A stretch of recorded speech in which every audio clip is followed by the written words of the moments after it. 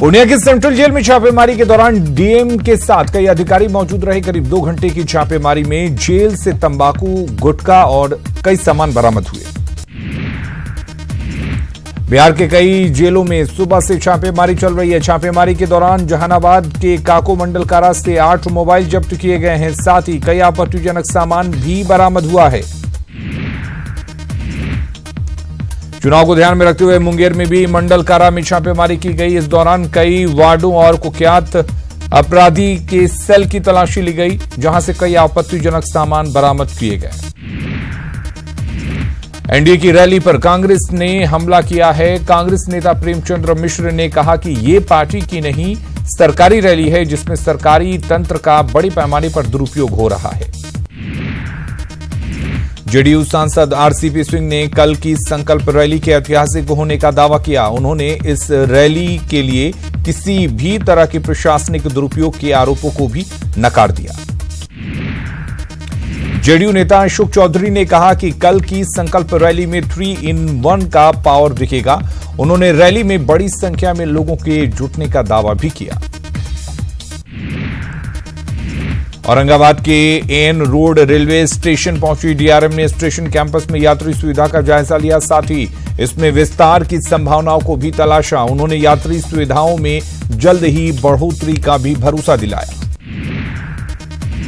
पटना के प्रजापिता ब्रह्म कुमारी ईश्वरीय विश्वविद्यालय की ओर से महाशिवरात्रि के मौके पर ध्वजारोहण कार्यक्रम किया गया।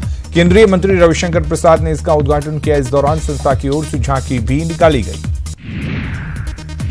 दरभंगा के बिरौल अनुमंडल के दर्जनों पंचायतों में कमल संदेश बाइक रैली निकाली गई, जिसने कई इलाकों का भ्रमण किया। इस दौरान बीजेपी के प्रदेश उपाध्यक्ष गोपाल जी ठाकुर ने संकल्प रैली के ऐतिहासिक होने का दावा किया।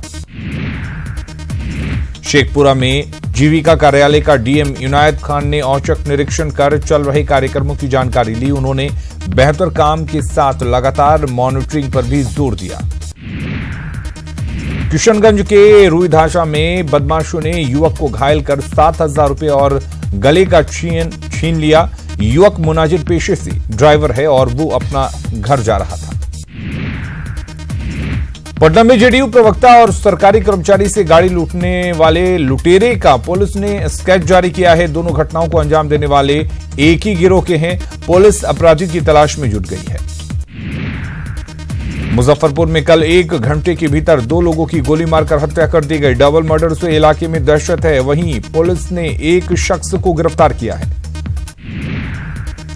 बेगूसराय में बछवाड़ा रेल गुमटी के पास युवक का शव मिला। युवक का नाम मनीष कुमार था और वो अयोध्या टोला का रहने वाला था। सिवान के बढ़ैया में आवारा कुत्तों ने एक महिला की काटकर जान ले ली।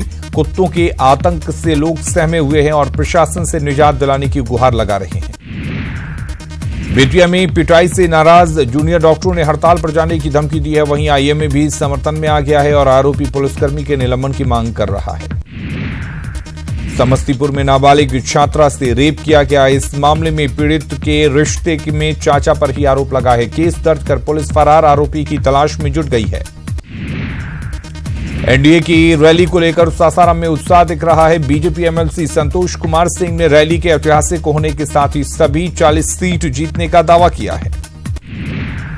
बेगूसराय लोकसभा सीट से वाम दलों ने अपने प्रत्याशी कन्हैया कुमार को जिताने के लिए कमर कस ली है। वहीं एनडीए की ओर से टक्कर देने के लिए उम्मीदवार के नाम पर उठापटक जारी है।